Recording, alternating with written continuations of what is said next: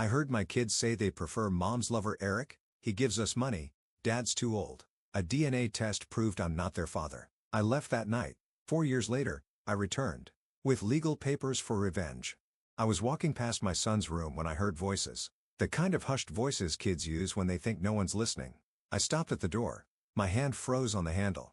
What I heard next made the blood in my veins go cold. "I wish Eric would stay with us forever," my youngest, Tyler, said. "Our dad isn't someone we can rely on anymore. He's old." Then came the crushing part. My daughter, Emily, only 10, replied, "Yeah. Mom's friend gives us money for school and stuff. He's young. He takes us places. Dad just works all the time." There was a silence. I didn't move, didn't breathe. They were choosing between me and him. Eric, the name hit like a hammer. I knew that name. Eric Carter. Her old college friend. The one she always mentioned with that weird smile. The one who sent our kids birthday presents even though he lived in Seattle. The one who came to our barbecue last summer and stayed too long, drinking my whiskey and laughing too loud with my wife. She said he was just visiting. I never believed her. I stumbled backward from the door, hitting the wall. My knees buckled, but I didn't fall. My heart felt like it was in my throat. I went straight to the garage and sat in my truck, gripping the steering wheel like it could hold me together.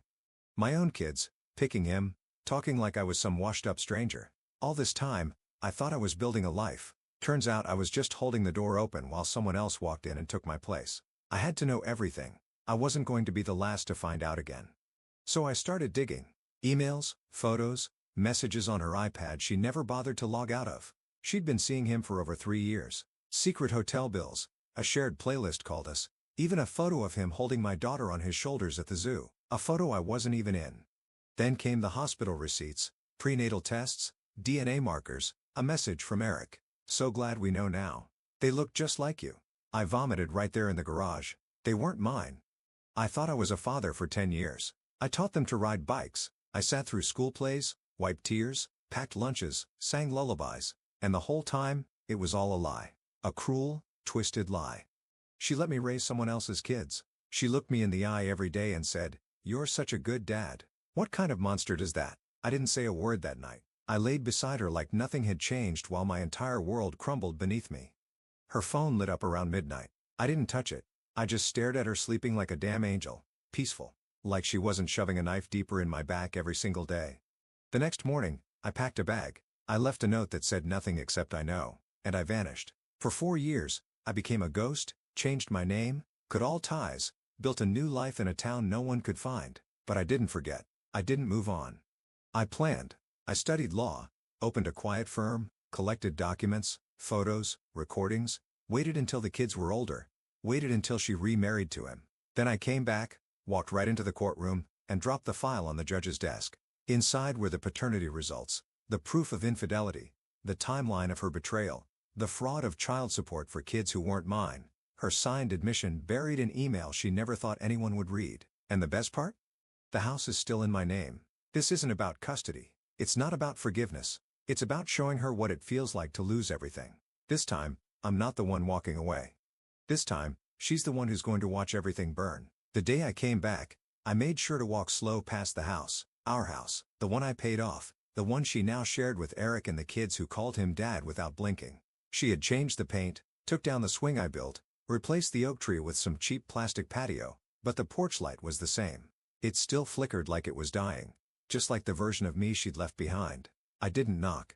I just watched from across the street as they pulled into the driveway. He was driving my car, the silver Ford the first bought brand new the year Tyler was born. And there he was with his smug little face, stepping out like he owned the place. She stepped out next, blonde hair curled, lips glossed, wearing a dress I hadn't seen before. She looked younger than I remembered, and then she smiled.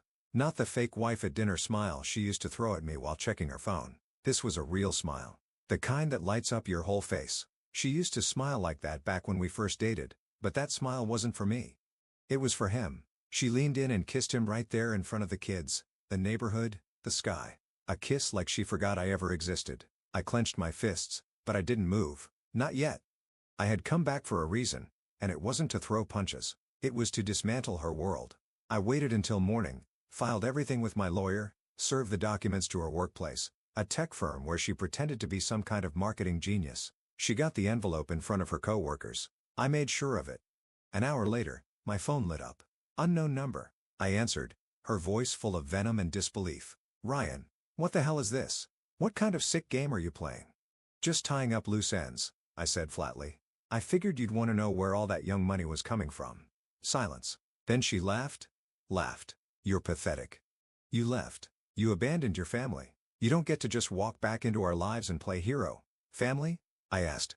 You mean the one you built on lies? The one you made with someone else's DNA? More silence. Then the switch, the one I knew too well. She dropped the fake anger and went full manipulation mode. Ryan, let's be civil. Don't do this to the kids. They love Eric. They have stability now. You'll just confuse them. I felt something twist in my chest. Not pain. Disgust. They were never my kids, remember? She hung up. That night, Eric called. I answered on speaker. Man to man, he said. We both know how this went down. She wasn't happy. You were never around. I just stepped in when you stepped out. You stepped in while I was still paying the bills, I said calmly. While I was wiping puke off your daughter's face at 3 a.m., while I was fixing the furnace you probably think broke itself. You didn't step in. You slithered in. He tried to sound tough after that, but his voice cracked. I hung up before he could say more. Let them both squirm. Let them panic. Because tomorrow, I'm taking back the house, and this time, I'm not leaving a note. The locksmith met me at 9 a.m. sharp. He didn't ask questions. I handed him the ownership documents, my name still etched in legal ink at the top. She never bothered to have it changed. She thought I was gone forever. It took him 10 minutes to change the locks, 10 minutes to reclaim a decade of humiliation. I walked through the front door like a ghost stepping into his old skin. Same kitchen tile. Same scratch on the dining table. Same wineglass on the counter, half full, lipstick stained. Hers. The walls echoed with memories I never consented to. The birthdays, the bedtime stories, the nights I stayed up fixing things so she could rest. She used to say I was her rock. Turns out, she meant something she could step on to reach someone better. I went straight to the bedroom, or their bedroom. I stared at the bed. Fresh sheets, his cologne, her perfume, a framed photo of them at a vineyard holding hands like some fairy tale ending. I grabbed the frame, looked at it for a second, then dropped it face down. The glass didn't break, but something in me did. This wasn't grief. This was war. By noon, she was banging on the door like a wild animal. Ryan, open this door. What the hell are you doing in my house? I opened it slow, calm, like I wasn't shaking from head to toe, like I hadn't rehearsed this moment 1,000 times. My house, I corrected. Check the deed. It still says Ryan Cole. Her eyes flicked. She already knew. She just didn't think I had the guts. You can't just show up and squat here like some psycho, she barked, her voice high and thin. The kids live here now. Eric doesn't own a damn brick on this lot. I cut her off. He's just a guest. And you? You're trespassing. She tried to shove past me. I didn't move. Call the cops, I said.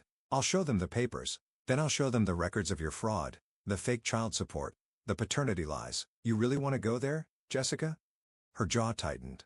I could see the panic settling in, the mask slipping, that perfect suburban queen act cracking at the edges. You're bitter, she spat. You always were. That's why I left. That's why I found someone better. I smiled, but it wasn't the kind of smile that reaches the eyes. You didn't find better, I whispered. You found someone dumber. She slapped me hard. The kind of slap meant to humiliate, to wound, but I didn't flinch. I just nodded. Feel better? I asked. She didn't reply. Just stood there, seething, shaking, trying to figure out how everything flipped so fast. I handed her a small folder. Inside were copies of everything. The paternity tests, the court filings, the fraud accusations, the order for temporary possession. Don't worry, I said. You've got until tomorrow morning to get your things. After that, the locks stay. And if Eric shows up with another speech, I'll make sure he leaves in cuffs. I've got his tax records too. Jessica didn't scream this time. She just stared. For the first time, she realized she wasn't the one in control. I shut the door slowly, deliberately.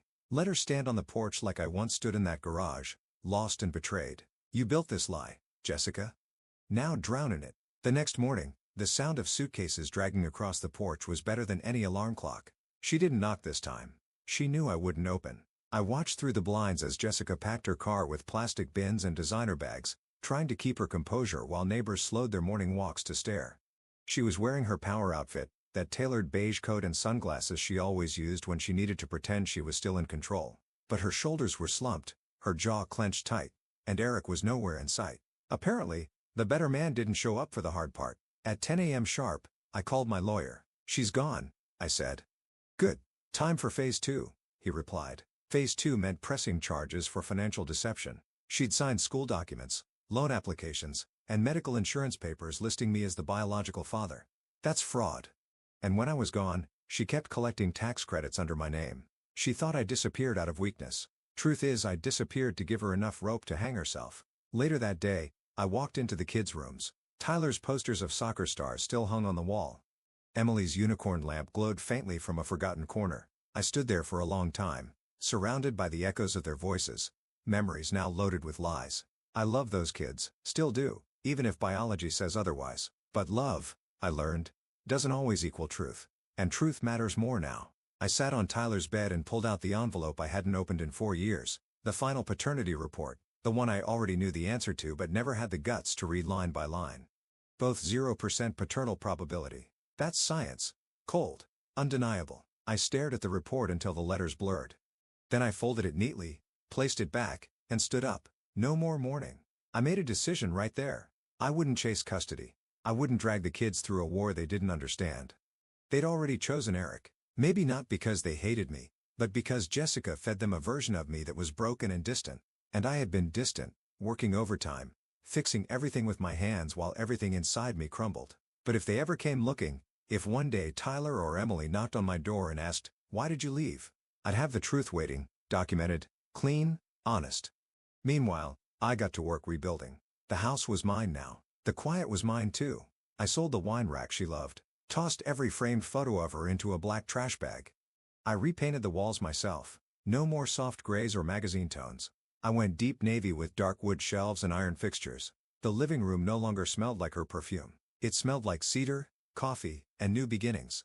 I even replaced the bed, burned the old sheets, tossed the mattress, slept on the floor for a week while the new one shipped, call it symbolic. One night, I found a box in the attic labeled college. Inside were old letters. Some were mine. Sweet, naive things I wrote her when we were 20.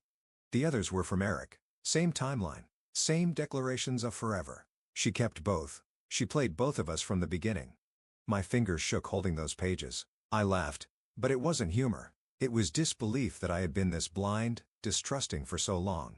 I burned the whole box in the backyard fire pit. The next morning, I opened a savings account under a new name and transferred funds. Every dollar she touched erased. Every business tide she used to leech credibility severed. Every password changed. Everything she took, I was taking it back piece by piece with silence, precision, and absolutely no mercy point. 2 weeks after reclaiming the house, I got an anonymous email. Subject: you don't know the half of it.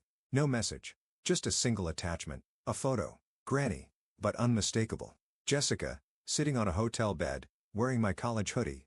Eric behind her, shirtless, holding a bottle of champagne. The timestamp? 3 months before our wedding. That wasn't just betrayal. It was a blueprint. She'd been lying since the beginning. I leaned back in my chair and stared at the screen, mind racing. Who sent this? Why now? Then I saw it. The name on the email address, Matt.J.Grayson. Matt, my best man. The guy who gave the toast at our wedding, who once pulled me aside during the rehearsal dinner and said, "Bro, just make sure she's not still texting that college guy. I've seen them talk. It's weird." I didn't listen. I brushed it off. Thought he was jealous or just paranoid. Turns out, Matt saw the fire while I was admiring the match. I called him first time in 4 years. He picked up on the second ring. "I figured you'd reach out eventually," he said, voice low. "You sent the photo?" "Yeah. Thought you deserved to know how deep the rock goes." "Why now?" "I heard you were back. Saw the court filing in the local paper. Thought it was time you saw everything." We met for coffee that night. He looked older. Little more gray, little less fire, but still Matt. Still the guy who never sugarcoated anything. "I tried to warn you," he said, sipping black coffee like it was whiskey. "She was always slippery, always flirty with other guys, always playing two sides. And Eric, he never really left, not after college. You know that whole just friends thing? I caught them in a car once junior year. She swore it was nothing." "You believed her?" "Yeah. I did. That was my specialty, believing her." "Why didn't you tell me everything then?" He sighed. "Because you were already gone. You looked at her like she was the sunrise, and I was just some cloud trying to ruin your view." He wasn't wrong. I chose Jessica over everyone, family, friends, logic. She built her empire of lies on the bodies of everyone who tried to tell me the truth. I left that coffee shop with something new inside me. Not rage, not sadness, clarity. This wasn't just about revenge anymore. It was about reclaiming every piece of myself she tried to rewrite. That night, I started writing. Not texts, not emails, letters. One for Tyler, one for Emily. Each one explained the truth, not to poison them against her, but to free them, so that one day, when they're old enough to question the fairy tale, they'll have a map, and maybe then, they'll come find a man who really loved them. I locked the letters away in a drawer. I wasn't done yet. I still had to finish what I started. The financial audit was almost complete. The private investigator had more on Eric than I thought possible: tax evasion, falsified income, even a hush-hush complaint from a former intern. I smiled for the first time in days. You see, Jessica thought she traded me for a fantasy. A younger man, flashier, richer, smoother. But fantasy doesn't hold up under pressure, and I was done playing the fool. Next stop? Court. Not to fight for the kids, not for money, but to bring everything into the light where lies rot and the truth finally breathes. The courtroom wasn't packed. Just a few reporters, some gray-faced clerks, and Jessica sitting beside Eric like he was her human shield.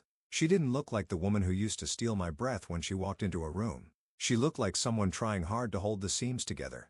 Eric, on the other hand, had that fake confidence slicked across his face, the kind that only cracks when pressure hits. His suit was too tight, his tie too loose. I could see his leg bouncing under the table. Guilty people always fidget. My lawyer stood calm and clean-cut like a man with nothing to prove, just evidence to deliver. Your Honor, he began, voice even.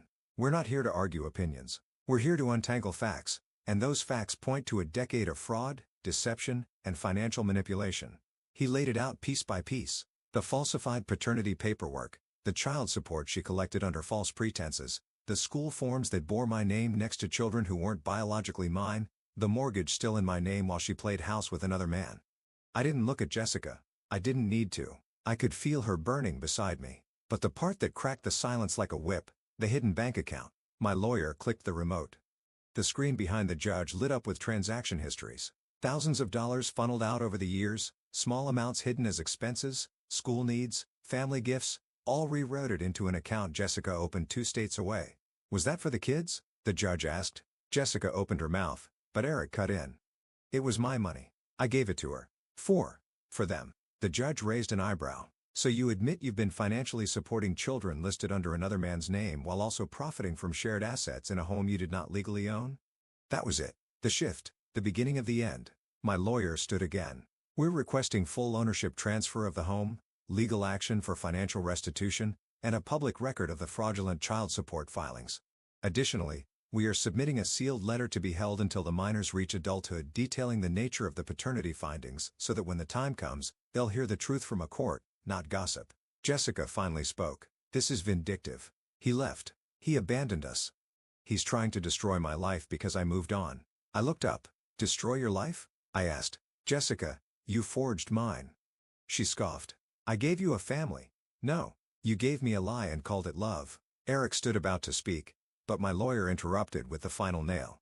Before Mr. Carter attempts to testify, I'd like to enter this into the record. He held up a sealed manila envelope.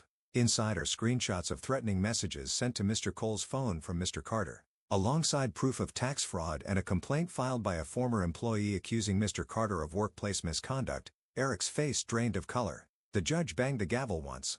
Court will reconvene in 1 week for final judgment. In the meantime, both parties are instructed not to contact each other. Any violation will result in criminal charges. Outside, the sun was blinding. I stood on the steps while Jessica and Eric disappeared around the corner like shadows fading from a stage. It wasn't over yet, but for the first time in years, I wasn't the one being played. This time, I was writing the script. The day before the final court judgment, Jessica tried to call me 6 times. I let each one ring until it stopped. Then she switched tactics, texted from a number I didn't recognize. The message was short. Please just meet me. 1 hour. Same coffee shop. I almost deleted it. Almost. But curiosity is a funny disease, especially when it's tangled with 10 years of betrayal. So I went. She was already there when I arrived, sitting in the far corner, wrapped in a coat that probably cost more than my old truck. Her hair was messy in that deliberate way, and she looked tired. Not like a woman who'd been crying, but one who finally realized no amount of makeup can mask rot. She didn't smile when I sat down. That fake confidence she always wore like perfume gone. I didn't ask you here to fight, she said, voice low. I said nothing. She sighed. Look, I messed up. We both know that. But Eric, he's not the monster you think he is. He just wanted to. I raised my hand. Don't defend him to me. Not after everything. She flinched like I'd hit her, but I didn't feel sorry. Not anymore. She leaned in, desperate now. This doesn't have to end ugly, Ryan. We were happy once, weren't we? I laughed, cold and sharp. You want to talk about happy? I was happy the day Emily called me dad for the first time. I was happy when Tyler broke his arm and only wanted me at the hospital. That wasn't your happiness. That was mine. And you built it all on a lie. Her eyes glistened, but still no tears fell. That was Jessica. Always just close enough to guilt, never close enough to redemption. I didn't know how to stop once it started, she whispered. It was supposed to be nothing, just reconnecting. And then, I got pregnant. I panicked. You were so steady, so good. I thought maybe it wouldn't matter. You thought I'd never know. She didn't deny it. I stayed. I continued, voice tight. Through all of it, through your late nights, your fake smiles, the way you looked at your phone more than you looked at me. I stayed. And you let me raise 2 kids that weren't mine like I was their backup plan. Jessica reached into her purse and pulled out a small envelope. It's not much, just some of the money left. I've been setting it aside in case this ever happened, if it helps. I didn't touch it. Keep it, I said. You'll need it more than I will. She looked at me then. Really looked. And for a second, I saw the woman I once loved, or maybe the illusion I thought she was. You hate me, she whispered. No, I replied. I just don't believe in you anymore. I stood up and left her sitting there, envelope in hand, past catching up to her like a tide she couldn't outrun. The next morning, court was brief. The judgment was final. Full ownership of the house granted to me. All child support payments made over the last 10 years to be reimbursed. Jessica and Eric, under formal investigation for tax fraud. My name cleared. Outside, the world felt louder, brighter. As I walked to my car, I saw Eric across the parking lot. He was standing next to a black sedan, phone pressed his ear, jaw clenched so tight I thought he'd crack a tooth. Our eyes met. He looked away first, and just like that, I knew something he didn't. This wasn't the end. This was the beginning of her end. And my beginning, finally, of living without the weight of someone else's deception on my back. It's been 6 months since the final gavel dropped. The house is quiet now, but it's a good kind of quiet. Not the hollow silence I used to drown in when Jessica would vanish for yoga weekends that ended with new lingerie and a locked phone. No, this silence is earned. It's peace. It's mine. I ripped out the master bathroom, gutted the kitchen, painted the hallways. Every corner of this place has my sweat in it now. Not to erase the past, but to reclaim the wall she used to smile against like a queen in a castle she didn't deserve. I rebuilt the backyard deck myself. Took me 4 weekends and half a bottle of bourbon. But the first time I sat on it, under a clean sky, coffee in one hand, plans in the other, I didn't feel broken. I felt solid. I never heard from Jessica again. The tax fraud investigation steamrolled their finances. Eric lost his job. Jessica tried to open a new marketing firm but couldn't get a single client. Word spreads fast when court transcripts go public, especially when they include emails labeled, "Let's keep Ryan in the dark." Poetic justice. The kids, they're still with her, and that's fine. I wrote them one more letter. Sealed it. No return address. Just the truth. I left it with my attorney with a single instruction. Give this to them when they're old enough to ask questions, not before. It's not vengeance. It's clarity. They deserve it. I'll always love them, even if I was just the man in the background of their real father's mess. Some nights, I dream about them calling me dad again, but dreams are fragile things. I don't chase them anymore. I chase discipline, purpose, freedom. I joined a boxing gym. Started waking up at 5. I lift. I run. I breathe deeper now. My reflection no longer looks like a man trying to remember who he used to be. And the business? Thriving.